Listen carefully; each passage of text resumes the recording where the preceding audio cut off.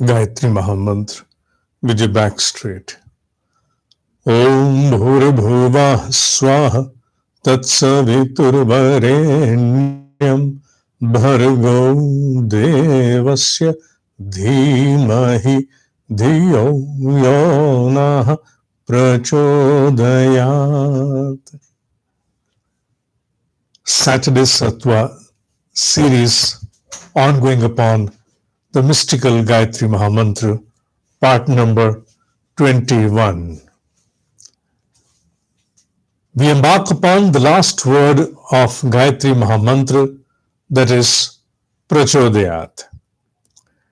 The Prachodayat is the most important word upon which the entire Gayatri Mahamantra reveals, unravels, unleashes its outcome. Prachodayat. It means to drive the seat of my understanding. Rightfully put, intervene and come to drive the seat of my understanding. Don't leave it upon me. Oh, the source of divine effulgence, come, drive the seat of my understanding. Do not leave merely upon me. I am vulnerable to impulsive, instinctive behavior and responses. Arjuna has to remain in the outward dimension. Who is Arjuna? You, me, all of us. We all are timeless Arjuna. We have to remain in the outward dimension, but the right decisions and its compliance has to be ensured by the divine intervention that shall ensure to steer the vehicle of this existence to move upon righteousness. That is why he, the Keshava, or it, the Keshava, is seated as the driver of the chariot, for he controls the direction and the state of the movement by its own self. Recall that same symbolic representation of Krishna Arjuna Ratha. He or it beholds the maneuver of all of my 6 directions and all of my 10 senses, knowledge and action oriented. Right direction ensures the right state, and that depends upon the kind of decisions, discernment by a seeker. The seeker in submitted form must be able to comprehend with clarity the divine intuitive input and follow the mandate of the divine that manifests within him or her. But is that so easy? It can be mentioned in one line to comprehend the divine intuitive input. But is that easy? With this doubt-prone mind and this always wobbling intellect, which is always uncertain about many important aspects of life, tries to throng upon multiplicity. Is that so easy to comprehend the divine input? Yeah, it's like searching for a needle in a mass of hay. Not that easy. Really not that easy. But then what is the outcome? The outcome is the sadhana itself. Sadhana, observed with austerity, renders clarity to the seeker in order to discern between different kinds of this thought-popping machine inputs, so that you can gather an ability to discern between a brain product or a divine input of an intuit. Having said that, still I maintain my previous line. It is not that easy. It requires a lot of purification between my own self, yourself, before we come down to that level where we can easily discern between the swarming mass of the thoughts that are continuously popping from mindlessly from the superficial mind And that one single divine intuitive input that may have manifested once in a week or once in a day, let it not be lost. Let it be understood. Let it be under our comprehension with clarity so that we can follow its mandate and steer in accordance to that. That is sadhana. Because prachodhyat is to offer the seat of our understanding to the divine effulgence. We do not know.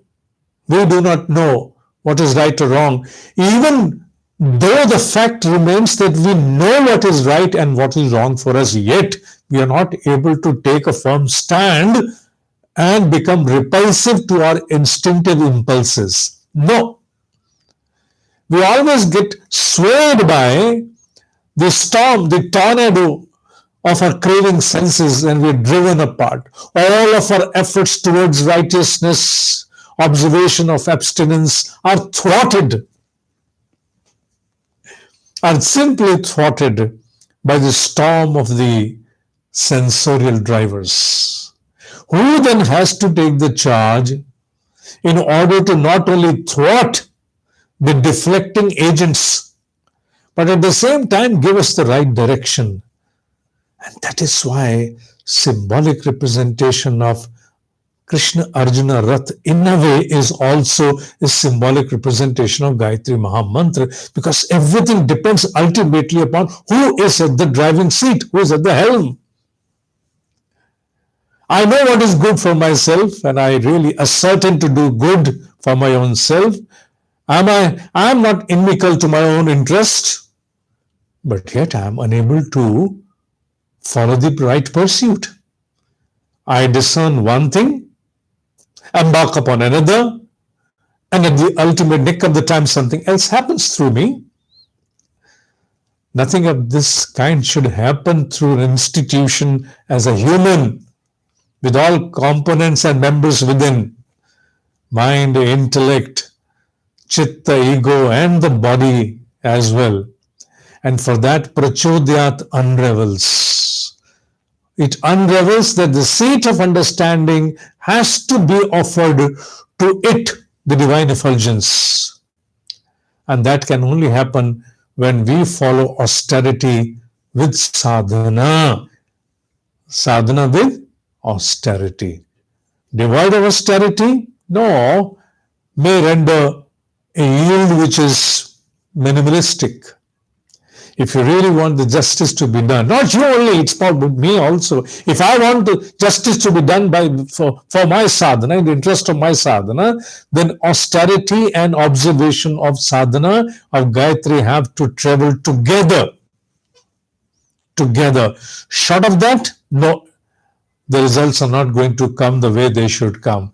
And that is what has to be understood. Because prachodhyat means to follow the mandate of the divine intuit, follow the mandate of the righteousness, follow the mandate of the true discernment between different facts of life. That is prachodhyat, to be driven by them, not to become vulnerable the last moment. The essence of the prachodhyat has to be given by our exalted masters as service. They say prachodhyat in true sense means service. Now, how do we relate service with the prachodhyat? I wish to bring in over here an occurrence that transpired between me and my exalted master decades ago. I was seated right affront him on my Vajrasan. He was on his bed. He was gazing into my eyes. And then he all of a sudden brought in a question abruptly. And he asked me. It used to be a monologue, appeared to be a dialogue, but it was an absolute monologue. And he inquired me, have you seen God? I just smiled. And then he replied by himself, as the monologue should continue, even I have not seen the God. Then he continued, is the God with 12 hands? 10 hands? I don't know. But the way I know the God is in the form of a right emotion, sympathy, and service. I don't know, these words in English would be befitting to the aptness of the words in Hindi, but yet they are the ones that approximate that. In Hindi, he said, Beta, Bhagwan bhavana hai, Bhagwan samvedana hai, Bhagwan seva hai. When you are charged with a positive emotion to serve, moved by a spine reveling current of service, consider that particular move of sympathy as God. जब सद्भावना में मन रत हो, संवेदना जागे, सेवा में मन जुटे, तो जानो भगवान आ गए.